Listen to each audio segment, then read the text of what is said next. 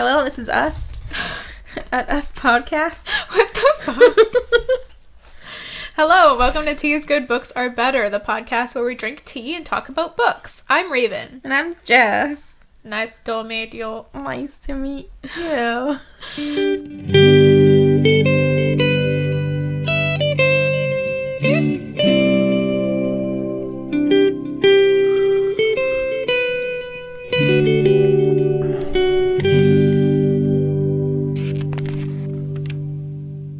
Okay, so, do you have any updates, Jess? Yeah. What's new? I had a little story from yesterday. Okay. Something really scary. Yeah. Are you serious? Really scary. So I was walking to my bus stop at 7 a.m.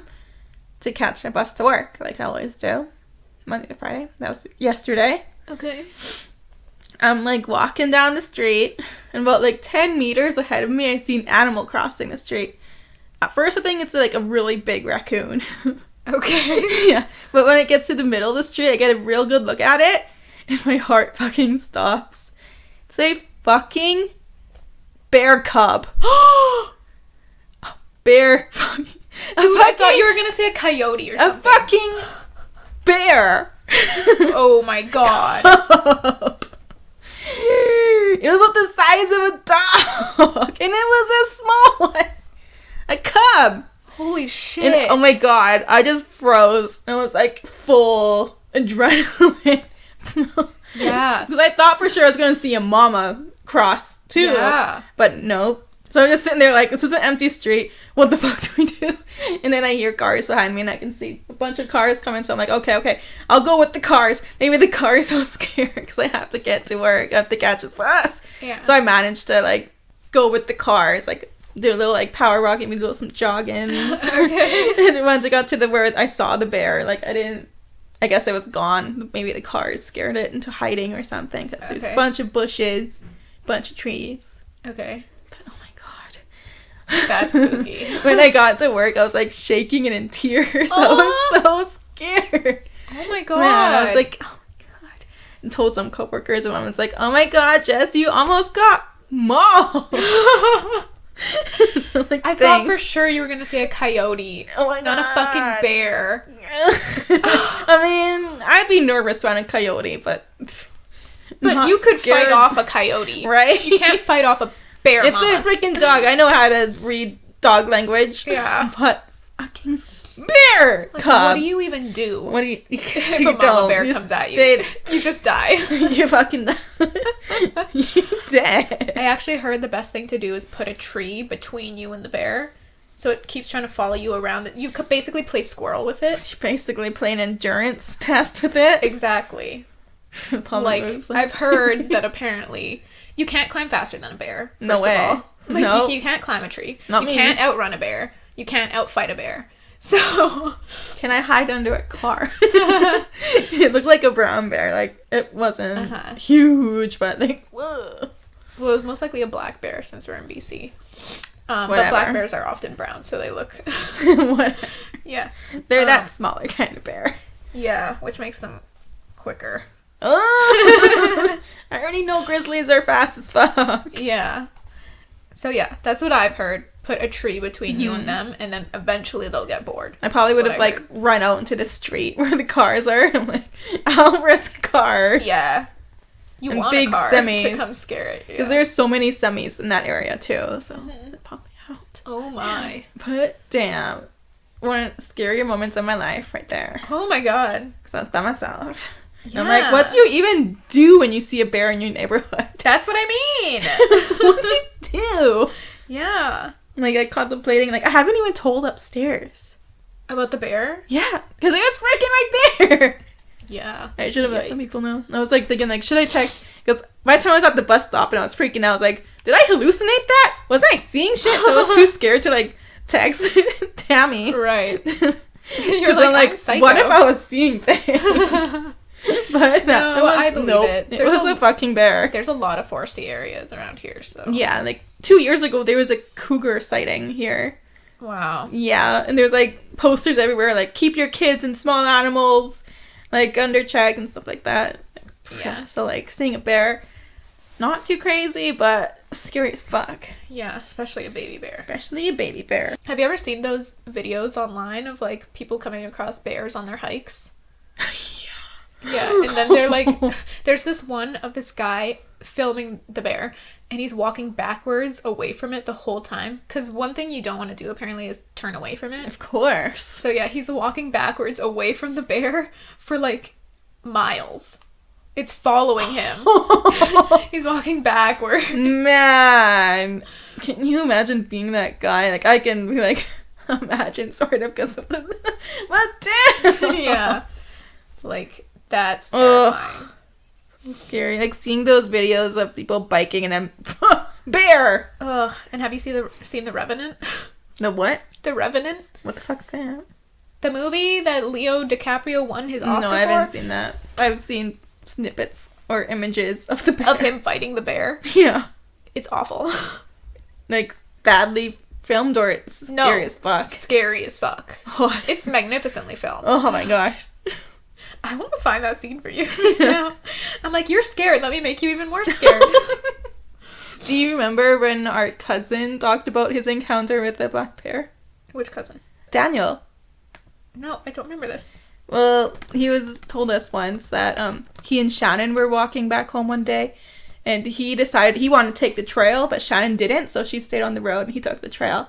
And he was listening to music and stuff. And he said he was like just walking, and then he sees, like, he didn't look up because he was looking at the ground kinda, but he sees the feet, and he sees something stand up like on its hind legs, and he doesn't look at it at all. He just sprints.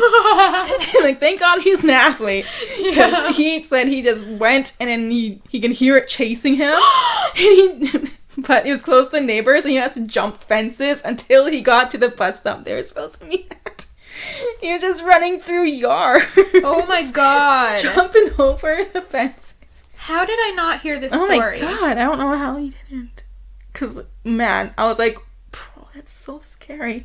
Thank God this kid is an athlete. Yeah, he has the endurance. Because that was dumb as fuck, running from the fucking bear. Yeah. I mean, I don't care if we can't really fault him too much if he made it away. True. He got out of that situation really fast. Here's the bear attack scene from The Revenant.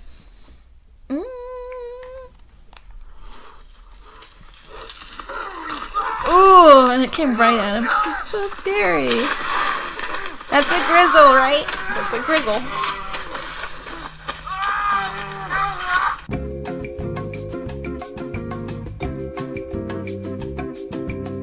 I mean, the best thing you can do is go for the eyes. And I guess the nose? He really can't do anything at this point. Right? Like, once you're in that position, what do you do? Yeah. Oh my god, the screaming.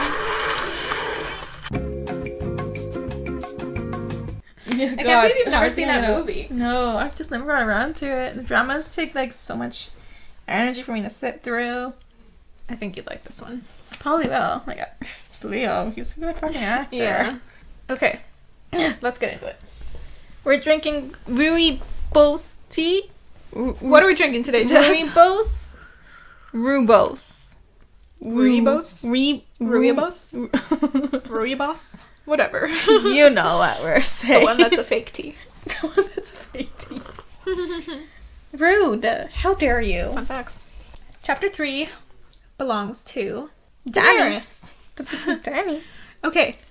Daenerys is 13. Yeah. 13! Emilia Clarke was 22 in the first season of Game of Thrones. Yeah, she looked it.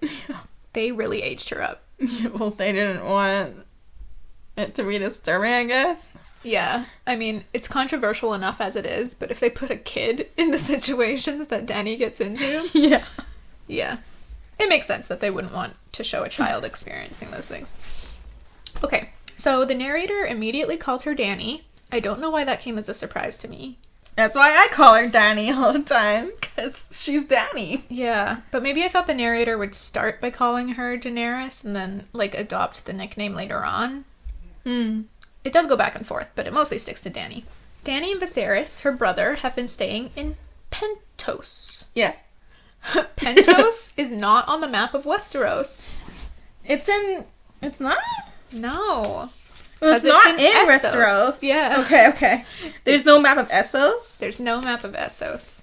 Aw, shit. Yeah, so Westeros is our continent that we mostly stick to. Yeah. Essos is another continent across the narrow sea from Westeros.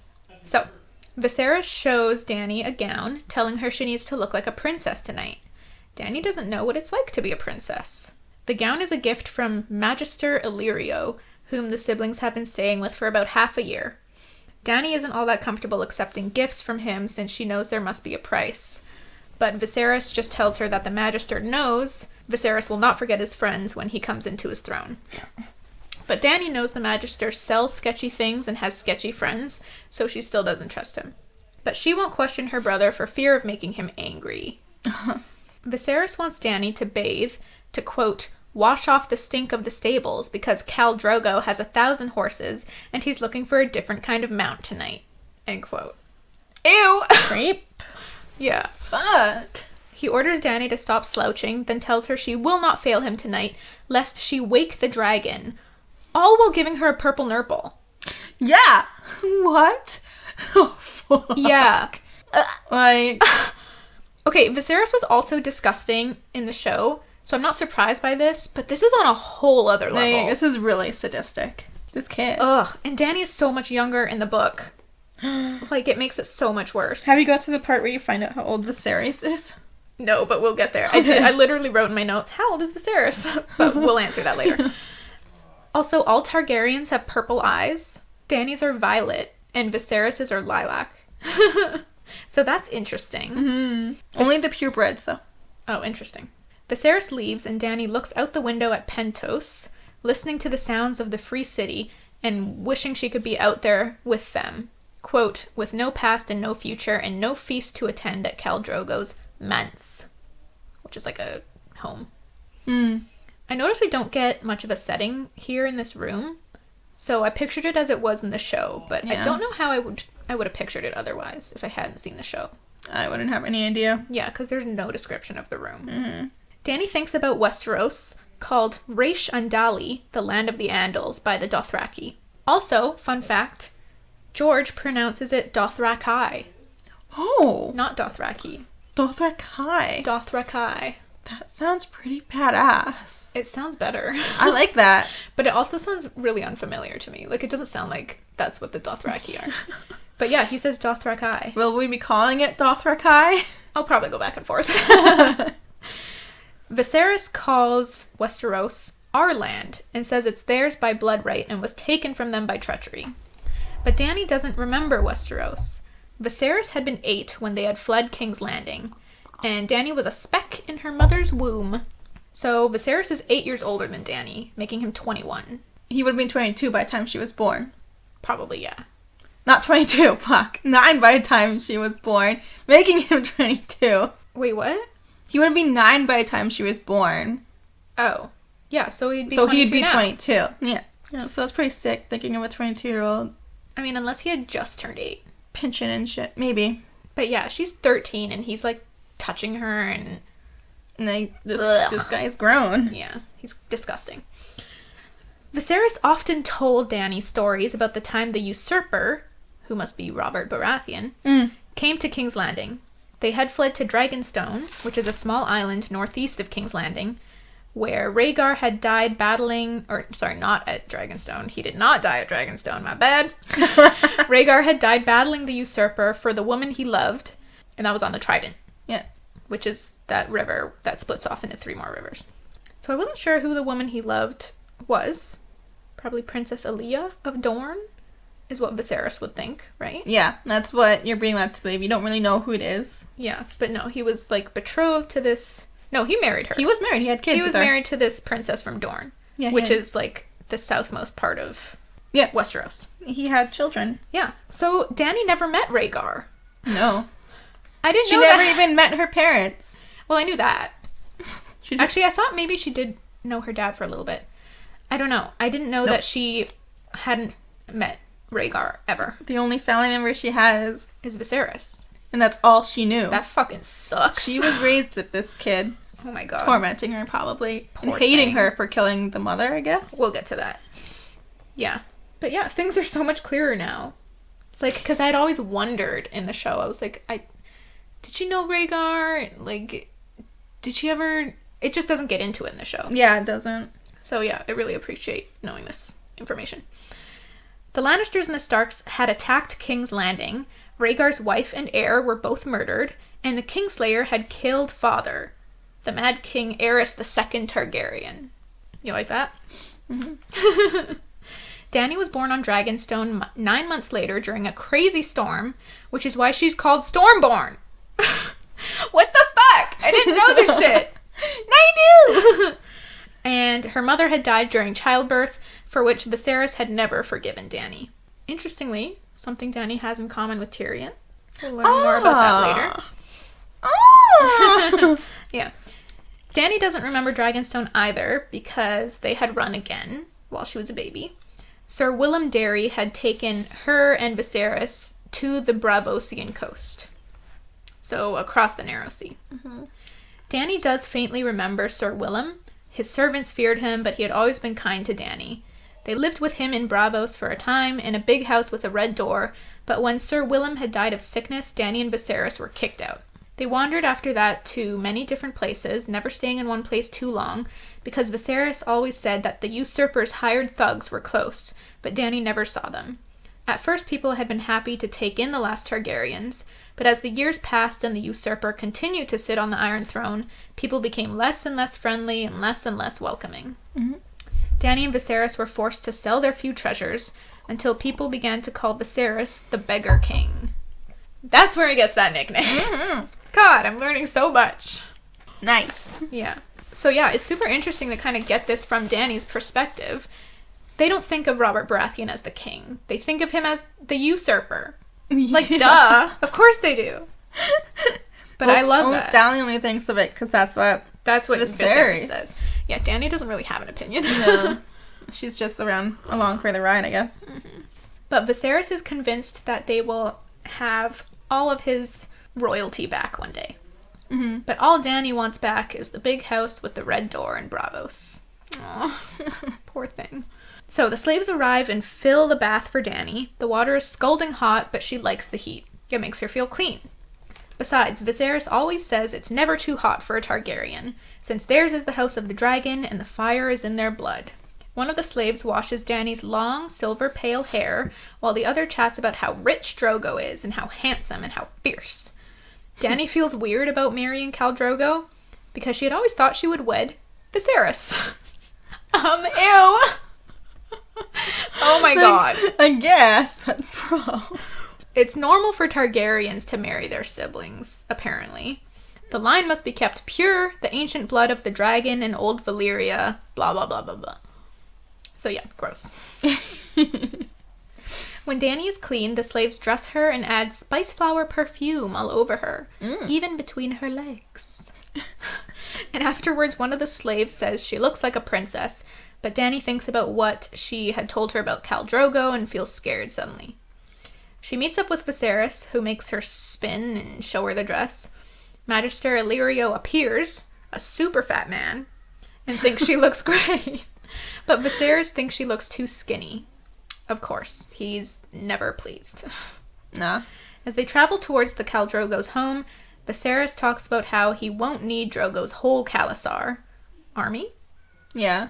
To take back the Iron Throne, because he believes many noble families in Westeros do not care for the usurper. He looks to Illyrio for confirmation, and Illyrio confirms that the people lift secret toasts to his health.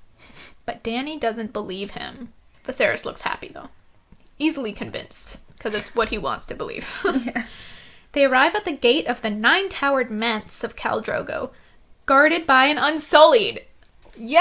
Bruh! I was shook. Like, Unsullied first? Already? Yeah. I wrote, ah! So the Unsullied lets them through after talking to Illyrio. But, there's a little bit of a struggle before he finally lets them through. And Viserys, who's obviously insulted, calls him an insolent eunuch. Reminds me of Cry to Heaven. Right. So people throwing around the term insufferable eunuch. Inside the manse, a eunuch sings they're coming. quote, Viserys of the House Targaryen, the third of his name, king of the Andals and the Rhoynar and the First Men, lord of the Seven Kingdoms and protector of the realm. Which is what we heard Robert Baratheon called earlier. Then also, his sister, Daenerys Stormborn, princess of Dragonstone, and his honorable host, Illyrio Mopatis, magister of the free city of Pentos. So, there are horse lords, bravos, sellswords, a red priest, lords, many types of people. But Dany realizes she's the only woman. Illyrio points out some of Khal Drogo's blood riders. I don't know what that means. So, sworn, I want to say partners. Like, basically, they're, like, sworn brothers. Maybe, like, kind of like the Kingsguard. But, like... I thought maybe that meant they were related. No. Basically, like, I think it might probably goes in further what it is. Okay, we'll learn. There's a man with a green beard. Ooh. Does he dye it with moss? I don't know. Why does he have a green beard? Anyway, we don't know who he is yet. And also, Ser Jorah Mormont, whose name catches Dany's attention. I didn't know he was a blood rider. Oh, he's a blood rider? I think it said he was one of the blood... There's 3 blood riders. Khal Morro, Rhaegar, and Ser Jorah. Oh, fucking hell. Interesting. That's kind of nuts. So yeah, his name catches Dany's attention. The Ser means he's a knight, and had to be appointed in Westeros. Illyrio explains that he's here in Pentos because the usurper wanted his head for selling poachers to a Tirashi slaver instead of giving them to the Night's Watch. I wonder if Ser Jorah ever dealt with Will. Because he's a poacher, right? Probably not. 4 years prior. I think he's been at Pentos for more than 4 years. Like, he was banished long ago. Okay, so he's been there for a long time. Mm-hmm. Jorah is older, past 40, with a black bear embroidered on his tunic. Viserys mentions that he wants to speak with Ser Jorah before the night is done. Then Illyrio points out Khal Drogo. He's tall, around 30, with a mustachios. A word that I love and did not know was a thing. Mustachio? It means a long or elaborate mustache. So I think like the curl. I don't know if it has to be a specific type, but it's just long or elaborate. Khal Drogos are bound with gold and bronze rings.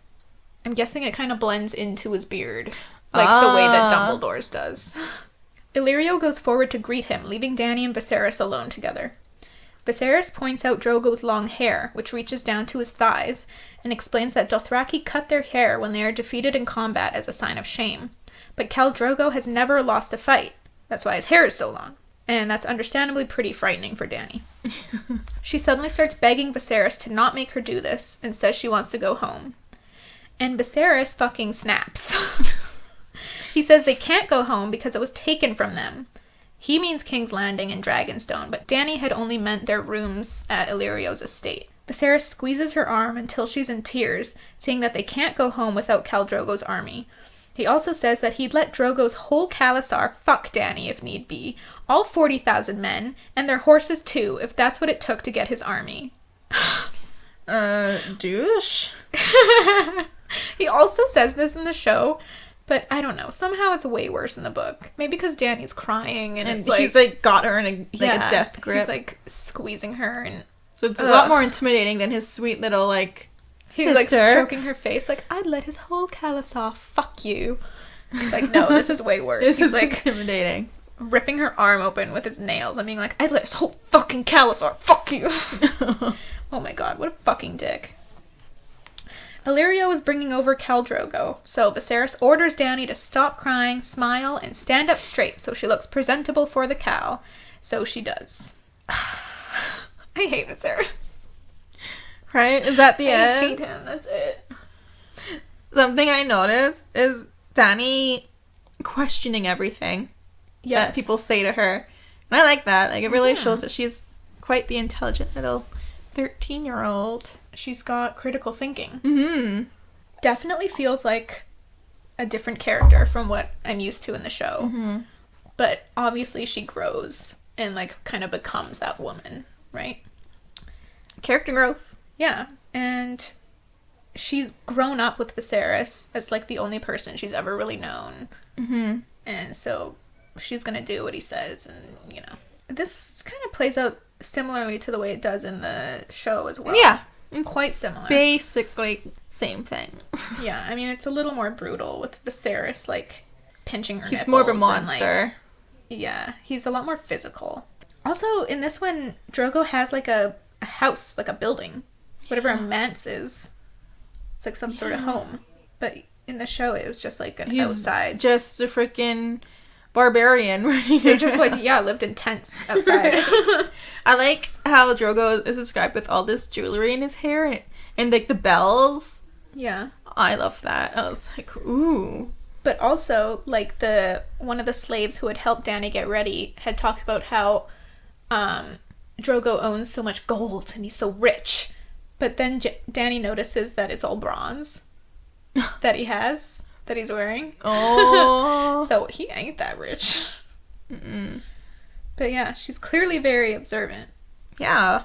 Very observant. Smart sibling. Good critical thinking. It's crazy how quickly we just, like, get to know the character. Right. The second you start analyzing, it's like, I see you. Oh.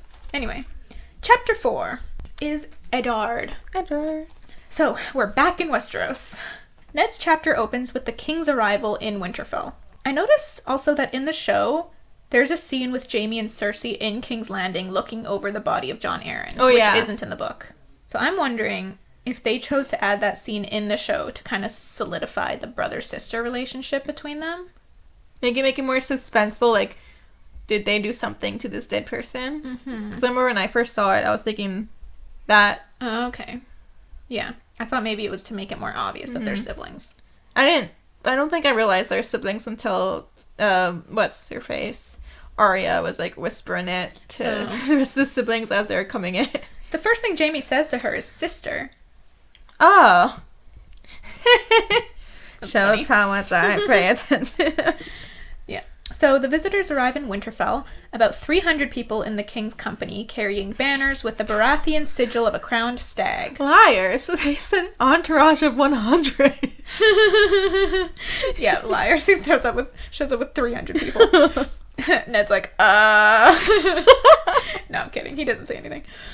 Ned recognizes Sir Jaime Lannister, Sandor Clegane, and Tyrion Lannister, also known as the Imp. We'll get more on that later. The king, however, is nearly unrecognizable because he has gotten fat as fuck. Did you write down how much he weighs? Yeah. Ned says that he probably gained 8 stone. And I was like, what the fuck is a stone? Okay. You looked it up? 1 stone is 14 pounds. So he's probably like he's gained over 100 pounds. Over 112 pounds? Oh my god. And he was already like a big buff guy, so he had to be at least like 200. Yeah, like 30, he was I would say. probably. Oh, he's described like over 6 feet and just being huge. Yeah, so I'd say 230. Yeah, so I'd say this guy's fat. Fat spot. Oh yeah, so now he's like, He's fat. 300 something pounds. He's huge. Ned remembers how fit Robert used to be when he was the Lord of Storm's End, before they had ridden to King's Landing to win the throne. Ned had last seen Robert 9 years ago, when Balon Greyjoy had proclaimed himself King of the Iron Islands, and Stag and Direwolf had joined together to take his stronghold. Greyjoy had surrendered, and that was when Ned had taken Greyjoy's son Theon as hostage and ward. I literally had no idea that that's how Theon ended up in Winterfell. For reals? They said so on this show. Well, I am a fucking idiot then. Like, I mean, they probably didn't go that much into detail, but it is something that I feel like the first time Theon has bitched about. Oh. I feel like the first time I watched the show, I probably just didn't realize what was important information and what wasn't. Mm-hmm. And I was trying to absorb, like, the important stuff, right? Mm-hmm. So that one probably just fell by the wayside. But that's why books are so great. Because you don't miss stuff. Just so much. Yeah. I mean, I just say we don't miss stuff, but I literally missed earlier how Royce's sword shattered in his face. Oh, yeah. Just shredded it up. Yeah. So Robert greets Ned fondly, and Cersei Lannister, the queen, and her younger children enter the castle, and all the royal family and the Starks complete the typical formalities of greeting. The king then immediately wants to go down to the crypt to pay his respects, which pleases Ned that he remembers her. So we play in the pronoun game. I mean, we know who she is, but Anyone else wouldn't. Would we have known if we haven't seen the show? That's what I mean. Anyone else who hadn't seen the show would not know. Cersei starts complaining about being tired, but Robert just gives her a look. As Ned and Robert head down to the crypt together, Robert chats about how big the North is, and how he's disturbed by the presence of snow already. Ned is unfazed by the snow, saying it's normal to have late summer snows, but Robert says, quote, "The others take your mild snows," end quote. Which sounds like a curse of sorts, like a way of saying the snow sucks. The others take your snows. I noticed that they use the others as a curse. Yeah. Quite frequently. Yeah, exactly. Ned admits the winters are hard, but the Starks have always endured.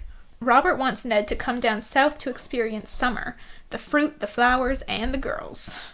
They make it into the crypt where the dead of House Stark are laid to rest. The likenesses of the Lords of Winterfell are carved into stones that seal their tombs. It's custom to place an iron longsword on the lap of the lords to keep vengeful spirits in their crypts, but some of the iron has rusted away over time, so Ned wonders if those ghosts haunt the castle. He hopes not, because the First Lords were hard men who swore allegiance to no one, and considered themselves kings in the North. Lots of history. Yeah. Ned and Robert arrive at 3 tombs, side by side, and Robert kneels respectfully. One of the tombs is Lord Rhaegar Stark, Ned's father. Is Rickon named after Rhaegar? I think so. Cool. Rickon is Ned's baby, by the way. Jess, I feel like we need to keep reminding people because there's a lot of names. Yeah. The 3-year-old. The 3-year-old son. Yeah. On either side of Rhaegar are his children, Ned's siblings. Bran named after? Yeah. Brandon was 20 when he died, by the order of the Mad King, Dany's father. Yep. Brandon had originally been meant to marry Catelyn, but must have died before that happened. Yeah. Lyanna, Ned's sister, had been only 16 when she died. Wow. Right? I didn't know that. Wow. And she was supposed to be Robert's bride. Robert, the king. Yep. Robert is upset that she's buried in a crypt like this, thinking she should be somewhere nicer, but Ned reminds him that she was a Stark of Winterfell and that she had wanted to come home when she was on her deathbed. Ned was with her when she died and remembers her words. Quote, promise me, Ned." Ah! So right now we're like under the illusion that he's promising her to bring her back to Winterfell. Yeah, but bro. Let's keep it at that. Yeah, no spoilers. Robert had killed Rhaegar Targaryen, Dany's older brother, for what he did to Lyanna. We don't know what he did yet. Right now we're like, this guy's a monster! Yeah, we shall know later. There had been a furious battle in the waters of the Trident, and Robert had kicked Rhaegar's ass. Yep. So, I have a quote here. "In my dreams, I kill him every night," Robert admits. "1,000 deaths will still be less than he deserves." And then, there was nothing Ned could say to that. I guess so. But that has so much significance for those who know, you know. Do you know what I mean? Yeah. Because Ned's not going to agree with him. Sorry, spoilers. No spoilers, but also spoilers. So, Ned thinks they should go back. Robert's wife will be waiting for them. But Robert says, "The others take my wife." He's not a fan of his own wife, Cersei. No. Ned then asks about Jon Arryn, and Robert explains that the sickness took him really quickly. One day he was fine, and the next he wasn't. Robert also says that Lysa, Jon Arryn's wife and Catelyn's sister, had taken their son and gone back to the Eyrie against the king's wishes. And the Eyrie is where Jon Arryn is originally from. Mm-hmm. Robert had wanted to foster the boy with Tywin Lannister, the father of Cersei, Jaime, and Tyrion, at Casterly Rock, which is like the Lannisters' like main hub. Yep. He seems to think that the boy needs a male figure in his life. The boy is named after the king, Robert Arryn, and is only 6, and he's now Lord of the Eyrie at 6.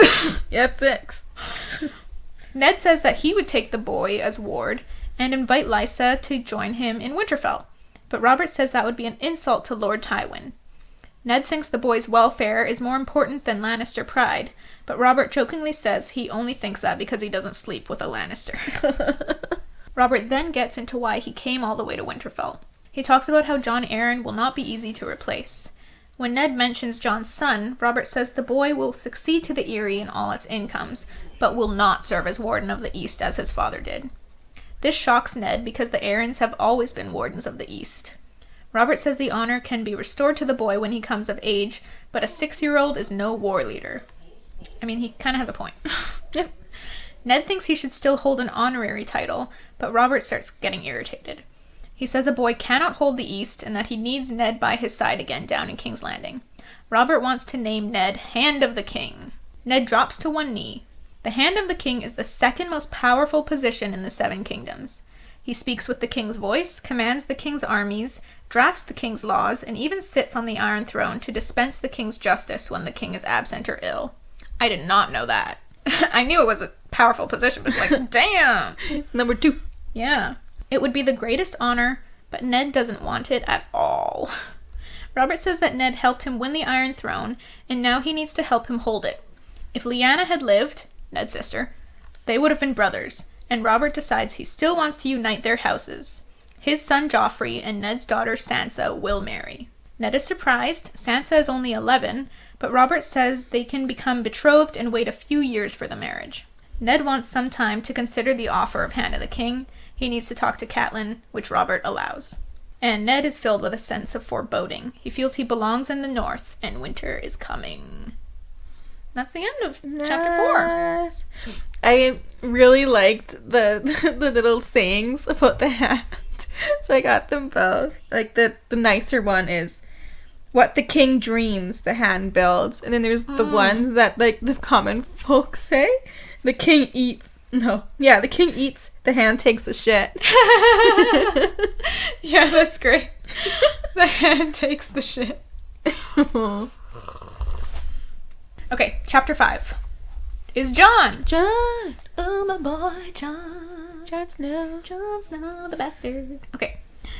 Jon is in the Great Hall of Winterfell, drinking on a bench with the younger squires. Jon sits here because he's a bastard. Yeah. He doesn't sit on the platform with his family. 4 hours earlier, he had watched a procession of Starks, Baratheons, and Lannisters enter the hall. Cersei was beautiful, with long golden hair and green eyes, but she never so much as looked at Ned, who was walking with her, and Jon can see right through her fake smile. King Robert had been a disappointment to Jon. He had heard many stories from his father about him, but all Jon saw was a fat man. Little Rickon had come in, then Robb with Princess Myrcella, who was 8. Jon thinks she looks boring, but Robb seems infatuated with her. I really liked that Rickon got distracted by Jon on his way to the table and goes to him. It's so cute. You're right, that's so cute. It's too much. And Jon has to be like, go on. No, go on, Rickon. Go up to the table. Yeah, you're right, that's super cute. Mm-hmm. Arya, 9, walked with a plump Prince Tommen, 7. Prince Tommen is apparently supposed to be a little fatty. Fat little kid. Fat little boy. Sansa walked with the Crown Prince, Joffrey, 12, who is younger than Jon or Robb, but taller than both, much to Jon's dismay. Joffrey's also blonde with his mother's green eyes, but Jon doesn't like his pouty lips or the bored, disdainful way he looks at Winterfell's Great Hall. Jon was very interested in the pair that came next, the Queen's brothers, the Lion and the Imp. Sir Jaime Lannister is twin to Cersei. I love the description of his smile. Oh, yeah. That it cuts like a knife. I wrote it down, too. I loved it. That's so fucking great. And I think the actor, what's his name? Nikolai Coster-Waldau did such an amazing job capturing that. He was a good Jaime. He was a great Jaime. That fucking smile. Like, that cuts like... He captured it so well. Okay, they call him the Lion of Lannister to his face, but whisper Kingslayer behind his back. And Jon thinks this is what a king should look like. He's impressed by how Jaime looks. Yep.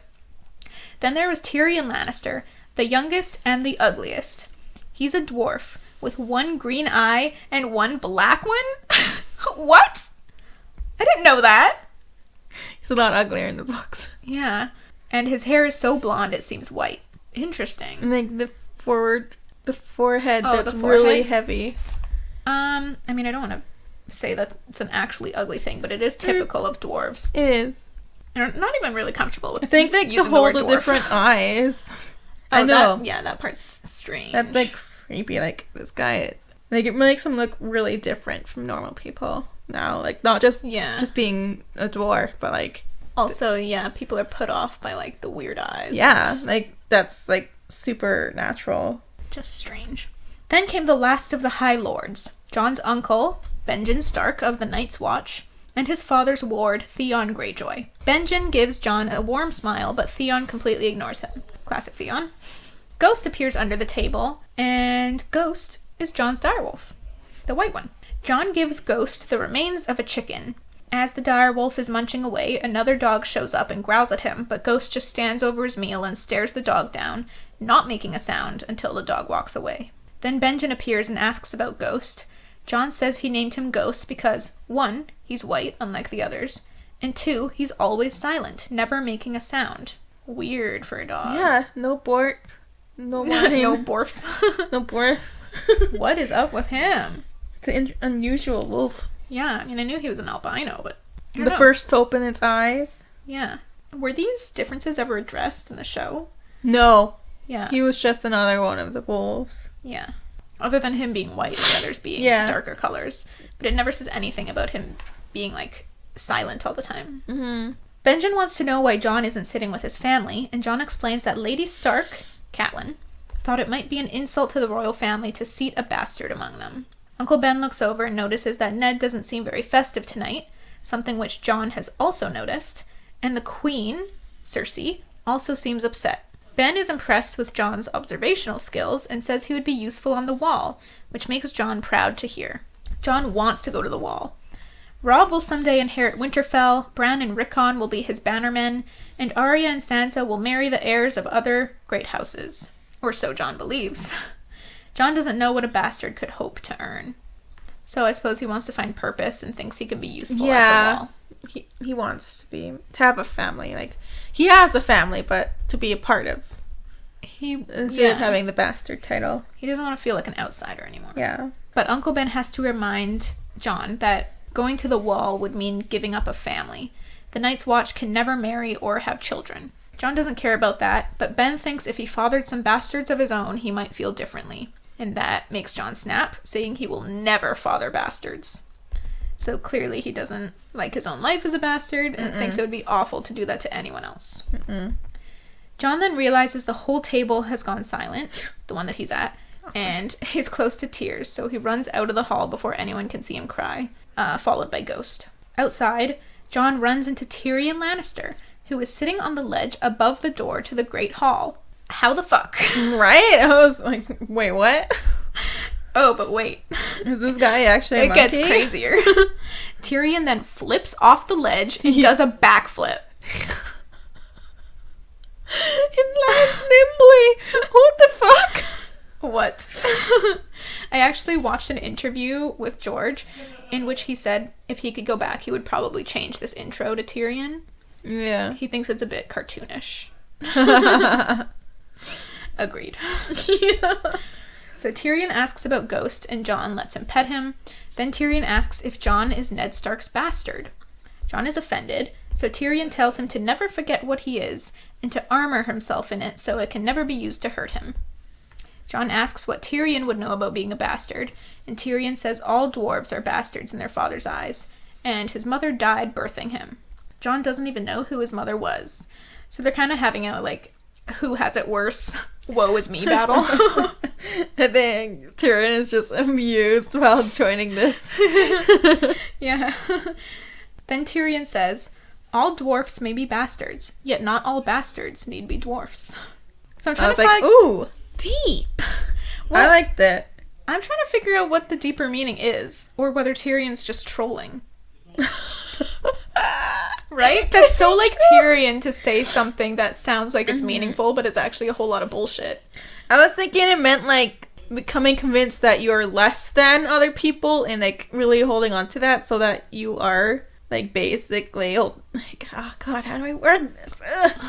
When you believe that you aren't as good as other people Would that because be the dwarf of part? who you are. Yeah, that's what I was thinking. Then you live the life of someone who's less than. You can never really do much or, like, achieve much or, like, really, like, be who you are. And I think he was telling Jon that he shouldn't, like, think of less of himself because he's a bastard. I think it might have just been trolling. Okay. That sounds a lot like Tyrion too. Yeah. And then Tyrion heads into the hall. leaving Jon outside. And that's the end of that chapter. And that's the end of this episode. I guess some quick summary things. So this interaction between Jon and Ben in the show takes place outside. Because Jon isn't allowed in. Yeah, in the show, Jon isn't even I always allowed thought in the hall. that was insanely cruel. I'm like, you let everyone else, but the one bastard isn't? Like, what? Yeah. I get the feeling that the way they did this in the show, having Jon be outside the whole time, is just a money thing. Like, their budget was not big in the first season, so I think they wanted to have Jon outside and have the noise of the, like, feast in the background instead of having to show the entire hall decorated and fill it with extras and blah, blah, blah, blah, blah. True. That makes sense. I have a feeling that that's why, because I don't really see any other reason. So, we talked briefly about the writing and characterization and stuff in the last episode. Let's touch a little more on that. Were there any extra things in these chapters that stood out to you? That stood out to me. From the characters? Yeah. Learning about Dany and seeing how smart she is from the things that she notices. Yeah. Is that something that stood out to you the first time you read the book? It's not something I noticed the first time I read the book at all. I think I was just reading it for the sake of reading. Do you feel like, now that we're doing this podcast, that you're reading more analytically? Yeah, I'm definitely, like, paying more attention to how things are worded or what the character is doing, the environment. Do you think you're getting more out of the book by doing that? Or do you think it... Oh, cool. Okay. Yes! I was a little worried that maybe it would feel... I totally see things that I didn't see last time. Cool. Yeah. I was a little worried that maybe it would feel like reading it felt more like work instead of just absorbing it. Right, this is a good book. I don't want it to be work. Yeah. No, it's a good book. Okay, good. Like I said last time, I'm just floored by how immediate and clear each character's personality is. And I'm not saying that just because I like have watched the show and feel like I know them already, but no, like each character very much stands out. Yeah. Like, I want to talk more about it at the end of the next episode because there are some specific things I want to say about those chapters that I don't want to spoil now, because really good characterization, but there are a couple of exceptions that I've noticed. So I'll mention that in the next episode. Like, characters that aren't coming off as strong. Oh, I want to hear this. Tune in next time. Something else that I've noticed is that, especially in Dany's chapter, the settings / locations are very loose. Yeah, there's not much tension. Maybe it's because she doesn't have a home compared to the other characters who love where they live. Yes. Maybe she just doesn't, like, pay as much attention. Because it's not something that, I don't know. Not something that... I would agree with you, except it's not just her chapters. That's true. Like, the most setting description we got was in the last episode in Catelyn's first chapter when she enters the Godswood. That is the most setting description I think there's been so far. Like, there's not a lot of description for the castle or the land other than things like old stone and like snowy fields. Yeah. It's like super brief. Not a lot of focus on the location at all. It's not necessarily a bad thing. Yeah. Like, there are more important things like character and story, which are both excellent so far. It's just kind of interesting to me. I guess I expected a lot more setting description. Maybe it's like more typical of fantasy. Maybe you're just used to it. Yeah. I don't know. Not something I noticed because I was like, I want to say it's invigorated. That's not even a good word. Yeah, I was absorbed in the altercations between Dany and Viserys because it was just the cruelty is really standing out to me. Constantly. So yeah, the focus is definitely elsewhere, which is fine. Yeah. I do think I would struggle to picture the place if I had not seen the show. Yeah. I think I would have just pictured the characters because I wouldn't have no idea where the fuck they are. Yeah, so kind of, that's actually, there's another term in creative writing for that, which is called floating heads. So basically you just get like two characters communicating, but there's not really a place around them. Yeah. So you kind of just picture them as two floating heads talking to each other. And it's generally talked about as a negative thing, so. Yeah. But yeah. I like that. Yeah, another thing that's really working so far is the story.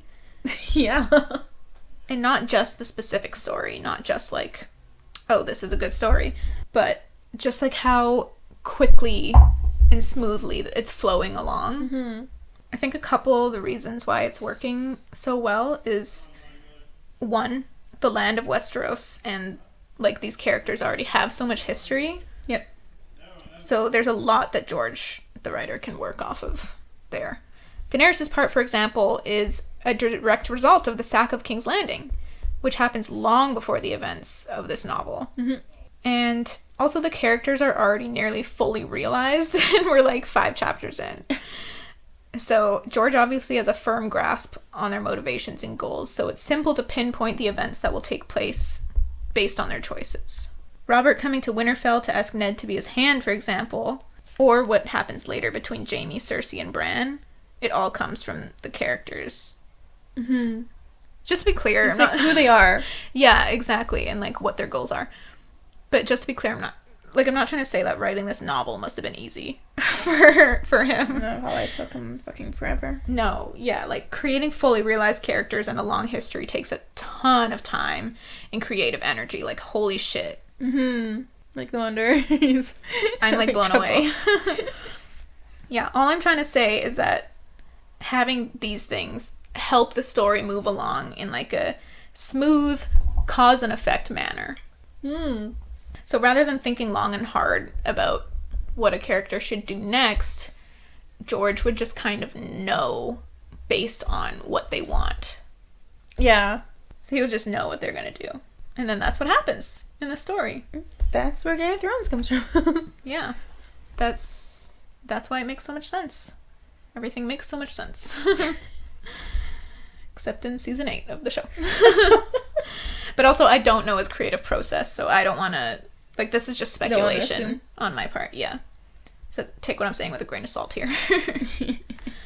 Okay, we'll end this episode here then. Next time, we're going to get Arya's first chapter.